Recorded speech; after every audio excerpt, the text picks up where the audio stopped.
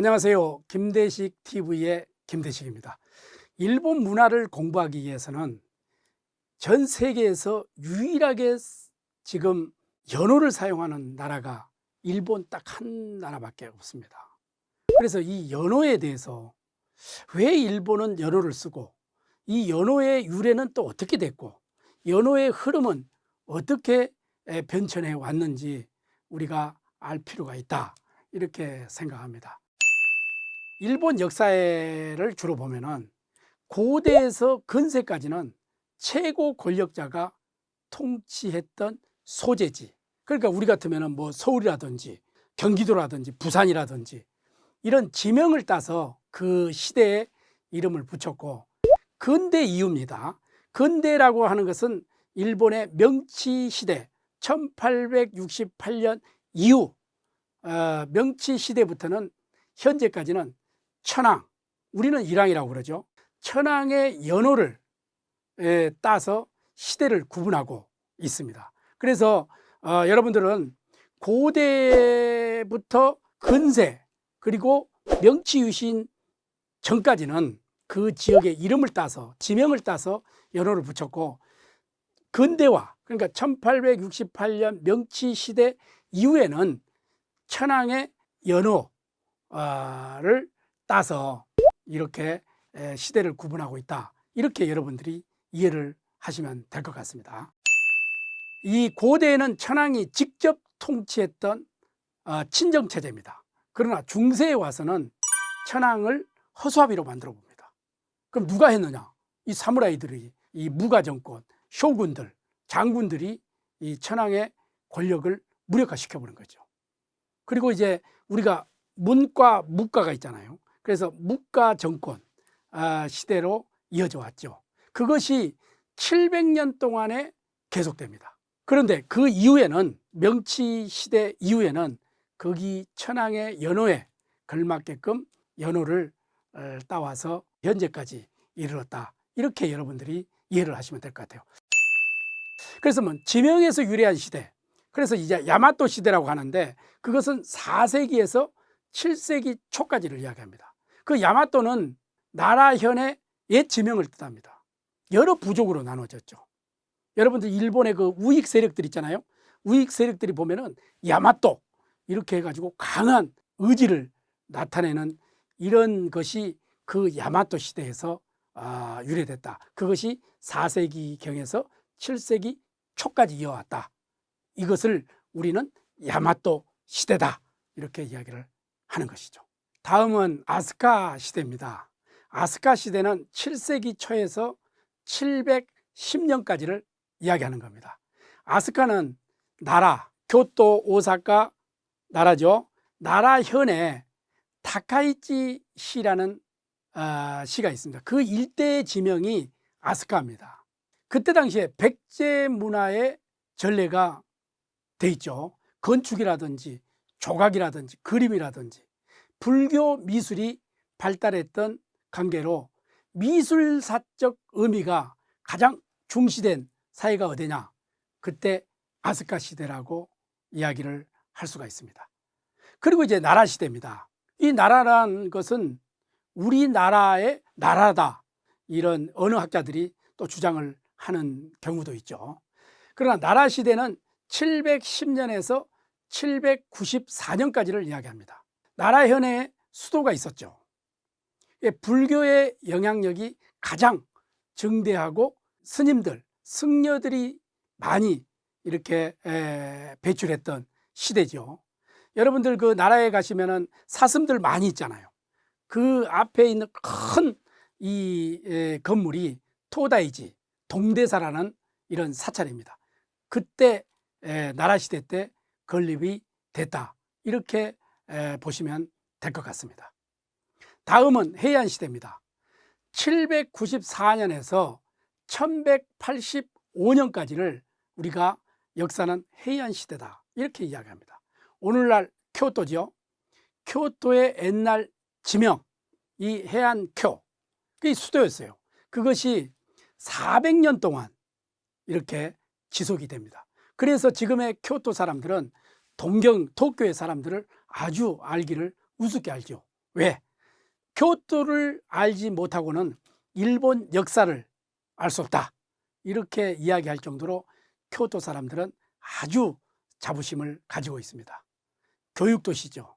아주 일본의 문화가 그대로 남아있는 곳이 하나 들으라 하면 우리가 교토를 이야기할 수가 있습니다. 다음은 카마쿠라 시대에 대해서 말씀을 드리겠습니다. 카마쿠라 시대는 1192년부터 1333년까지를 이야기를 하는 겁니다. 지금의 도쿄죠, 수도죠. 그 근교 서남쪽에 카마쿠라는 지역에 미나모토노 요리토모라는 최초의 무가 정권을 세운 데서 유래됐죠.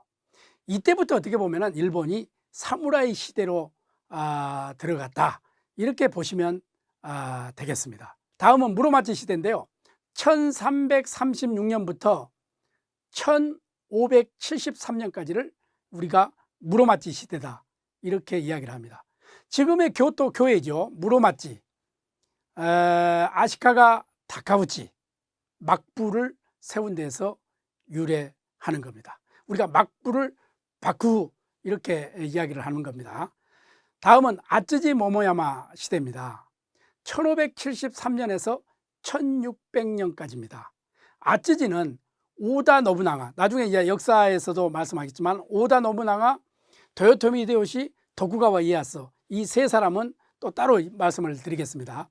아쯔지는 오다 노부나가가 오늘날 시가현에 아쯔지의 본거지를 정하고 큰 성을 축성을 합니다. 만듭니다.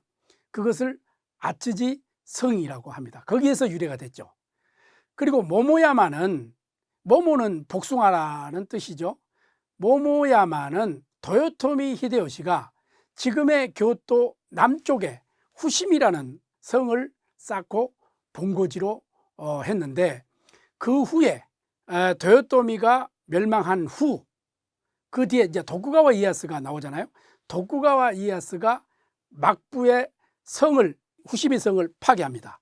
파괴하고 없애고 그 자리에다가 뭡니까? 복숭아 나무를 심습니다. 거기에서 명칭이 유래돼서 우리가 아쯔지 모모야마다, 이렇게 이야기를 하는 것이죠.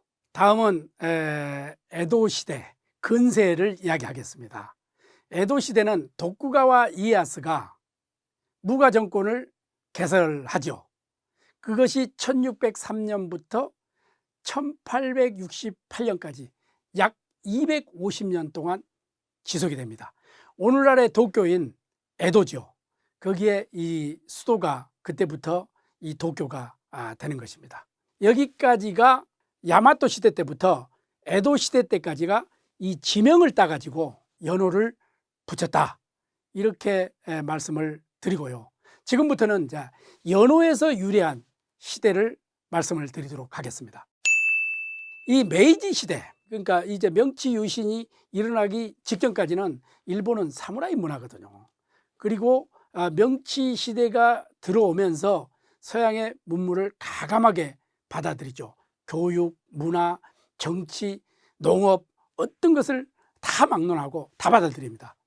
이때 이제 메이지 시대가 1868년부터 1911년까지 이렇게 지속이 됩니다. 16살에 즉위한 무스히토죠. 16살에 왕에 오르죠. 그래서 43년 동안의 왕의 자리에 재위를 합니다.